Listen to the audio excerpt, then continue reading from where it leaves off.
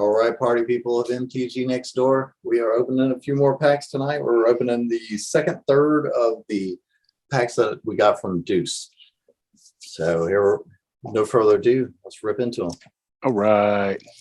Yeah, I don't know, Deuce. I've got Stitch with me. Oh, yeah. The ever-present monkey on your back. Per usual, right. Yeah, if you're listening or watching these, I don't know if you watch any of these videos, even though Deuce and I made the very first video for this channel ever. It was his only video. But yeah, so if you're watching, appreciate the box, and we pulled some good shit already. So, all right. You take it over. I will just come.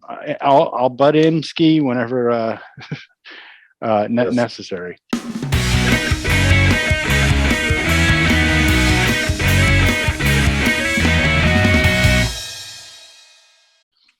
Shifting Ceratops. It's a 2 and 2 green dinosaur. It can't be countered. It's a 5/4 and has protection from blue. You can pay a green and it gains your choice of reach, trample, or haste until the end of the turn. I don't hate that. No, that's pretty cool. Yeah, and in Dinosaurs, Doc would be able to tell us if this is worth playing or not. I've never seen this in play, but okay. You'll get to Dinosaur someday.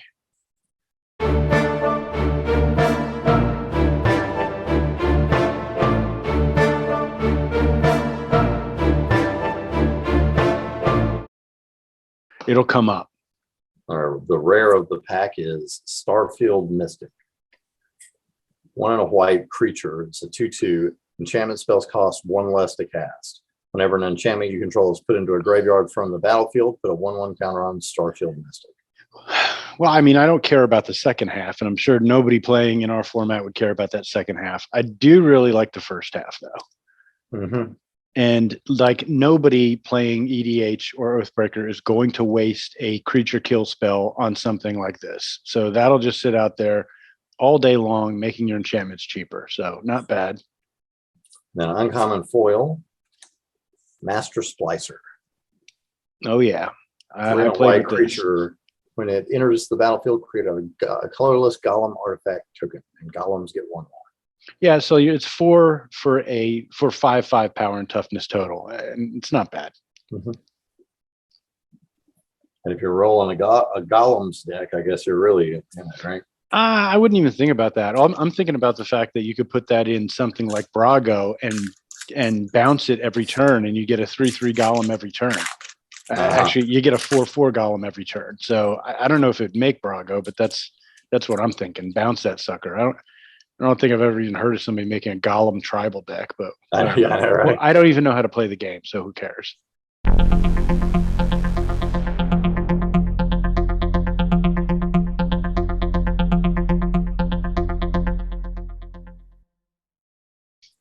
Don't worry, we could edit all that out. Oh, there's a Leyline. Leyline of Sanctity. Collect the whole set. 2 and 2 white. If Leyline of Sanctity is in your opening hand, you may begin the game with it on the battlefield, and you have hexproof. That is sweet. I know I said that these are $5 a piece, but like this one really is a $5 Leyline. That's a good one.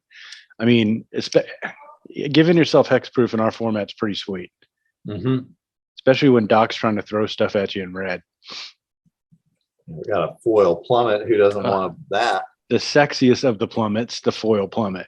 From the Thornwood Falls. The wolf.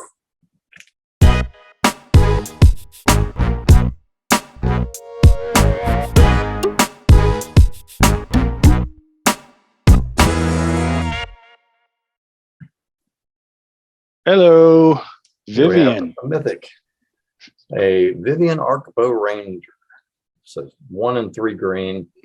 +1, distribute 2 1/1 counters on up to 2 target creatures. They gain trample until the end of the turn. Okay.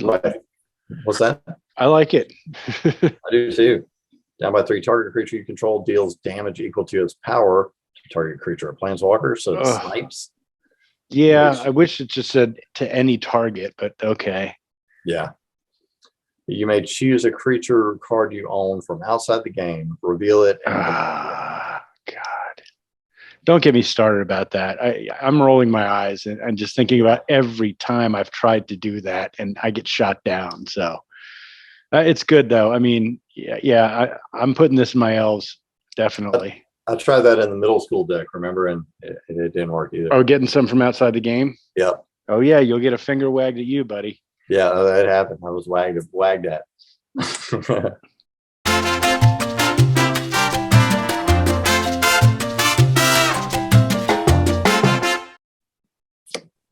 God's willing. God's willing. It's a one white instant. Target creature you control gains protection from the color of your choice until end of turn. And scry one. Yeah. Nope. Ancestral Blade. When it enters the battlefield, create a 1/1 white soldier creature token, then attach it to the Ancestral Blade, and equipped creature gets 1/1. So you get a 2/2 for 2, and then when it dies, you could slap that sucker on some. I don't know. Worth it. It's not worth a slot. Yeah. Woodland Champion. 1 in green creature elf scout 2/2. Whenever one or more tokens enter the battlefield under your control, put that many 1/1 counters on Woodland Champion. That could go crazy. Yeah, that's a good, and it's an elf. So yeah, it's got to be tokens, but so what? But if you're making elf tokens, yeah, and that's one of those cards that you try to remember for a day. Yeah, when you're making elf tokens, you're right. I like it. I don't believe I've ever read that. The rare. Drawn from Dreams, 2 and 2 blue sorcery. Look at the top 7 cards of your library. Put 2 of them into your hand and the rest on the bottom of the library and in your in a random order. Yeah, okay. Yeah, play it. I'd love to see if that's worth a slot. I mean, it's just basically you're dropping a card and gaining 1 card, right? And just in case you're playing like Sensei's Divining Top or something, you might know that the next 7 cards are shit. Who knows? Or next 3 cards are shit. Who knows? I don't know. I've never seen that card. The artwork is awesome though. Yeah, it's cool, right? It's like good tattoo art. Yeah.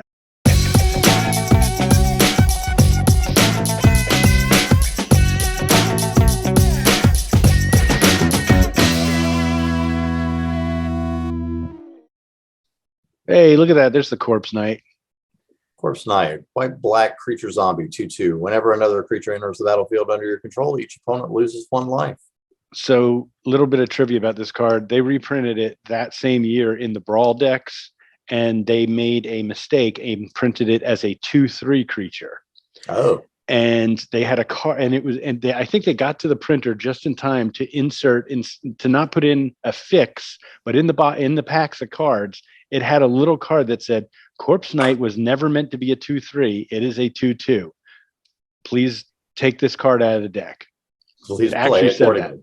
Oh, I still, what's that? So you still do what? You play the 2/3? Oh, if I'm ever going to play zombies, I'm putting them in there as a 2/3, of course. Yeah, because this is a good card. Flood of Tears, 4 and 2 blue sorcery. Return all non-land permanents to their owner's hands. I hate it. Well, it's 4 more you control. You may put a permanent card from your hand onto the battlefield. Yeah, I mean, it's got a distant cousin that we've seen played a million times, where it says, if you overload it, what the hell's the name of the card? I can't remember. It's gonna drive me crazy. Carl, edit my stupidity out of the video, please. Yeah, this is okay. You're right. We might have hit the middle of the box. Yeah, I think we did. This is literally the middle column. From the box. Yeah, I know. I'm interested because I don't open boxes this way.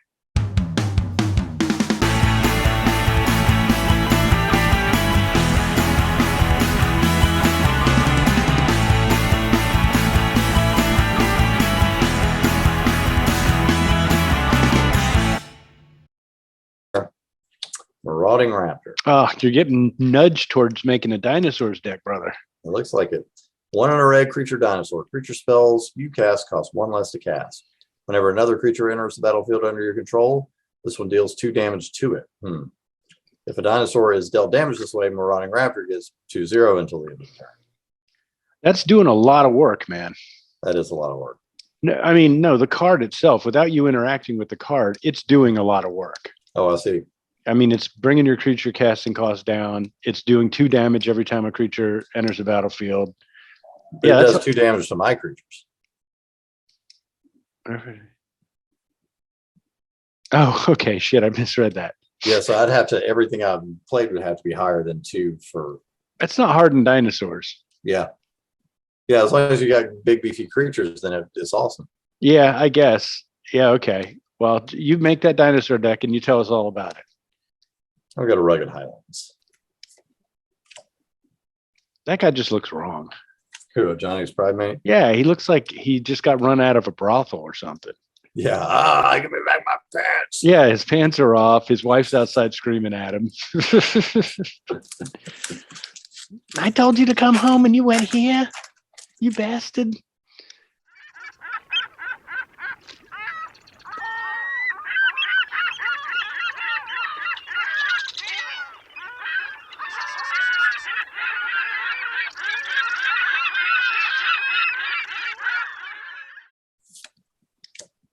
Chandras Regulator. Uh-oh. One in a red legendary artifact. Whenever you activate a loyalty ability of a Chandra Planeswalker, you may pay 1, and if you do, you can copy that ability. You can choose new targets for the copy. I like it. Okay. And for 1 untap, you can discard a mountain card or a red card and draw a card. Yeah, I mean, unfortunately, that's as good as it gets for drawing cards in red. It's a pretty restrictive card. You have to have a Chandra out on the battlefield for it to do anything but draw you cards. Yeah. Yep. Okay.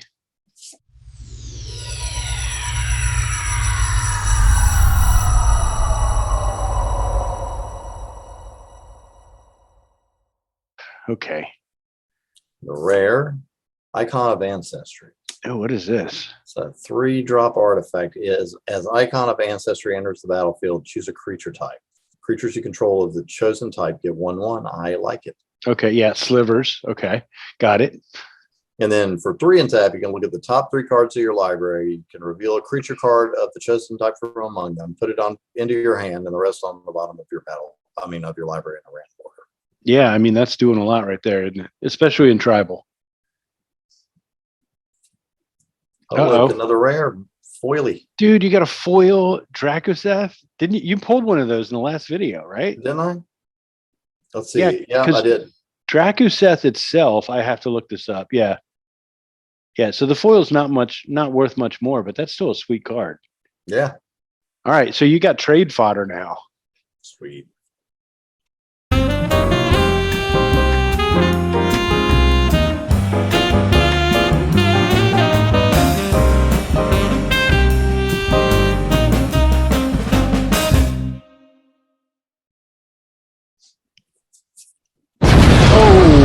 Baby, wow.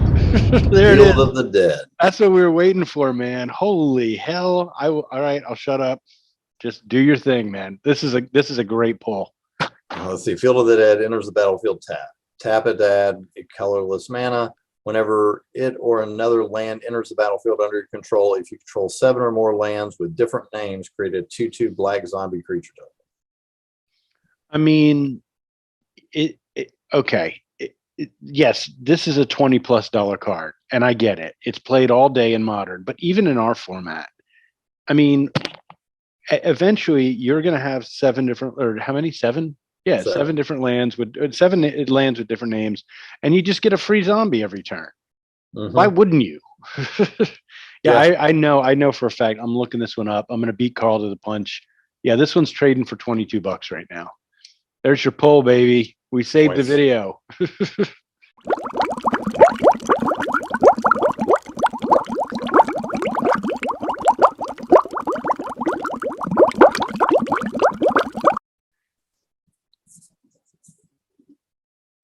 Dead Presence is the rare.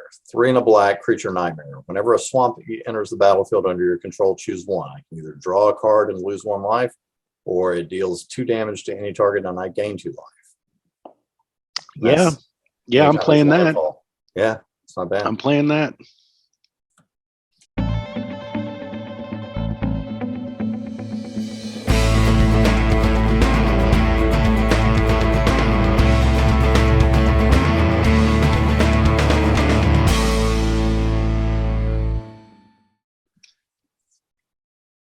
Oof. Huh. Gargos Vicious Watcher. All right. 3 and 3 green, 8/7 creature with vigilance. It's a Uh-huh. Hydra. Hydra spells you cast cost 4 less. Whenever, I guess that does include this one. No, it does not. Whenever a creature you control becomes the target of a spell, Gargos Vicious Watcher fights up to 1 target creature you don't control. Huh.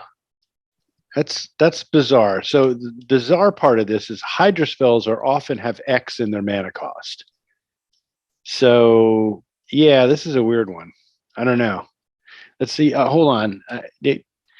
Yeah, Carl, pause or fast forward. I want to see on EDH Rec if this is being played at all. Because what's its name again? Gargos. It seems like it's got a lane. It does. I mean, I don't know enough about Hydras. Could you make a whole deck out of Hydras? Somebody has. I think Mr. Pink has made one before, and it was pretty nasty. But the problem is like I said, Hydras are often like X and a green, and the X casting cost represents how many heads they come into play with. And I don't see that 4 less to cast being worthwhile. Unfortunately, this is where I'm a dummy idiot, because on EDH Rec, this thing has almost 2,000 decks. So somebody's building around this bad boy.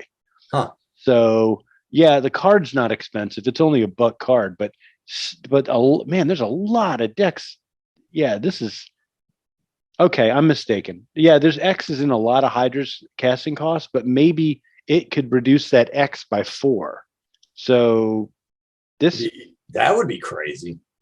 Each one of those X's would start out with an extra 4 on I'm seeing a lot of X green casting cost Hydras in his EDH Rec page. So I'm guessing that 4 reduces the X by 4. So that's pretty tremendous. Yeah, if there's 2,000 decks out there, some people are using this for something. So yeah, go ahead, go forth and build a Hydra's deck. All right, that's it. That's not bad. I mean, yeah, the heavy hitter in there was that Field of Dead or whatever, or Dread, whatever it's called. But Field of the Dead. Field of the Dead. Yeah, I don't even have one of those. So that's the heavy hitter right there. All right, good opening. Yeah, I got nothing else to say. Over and out.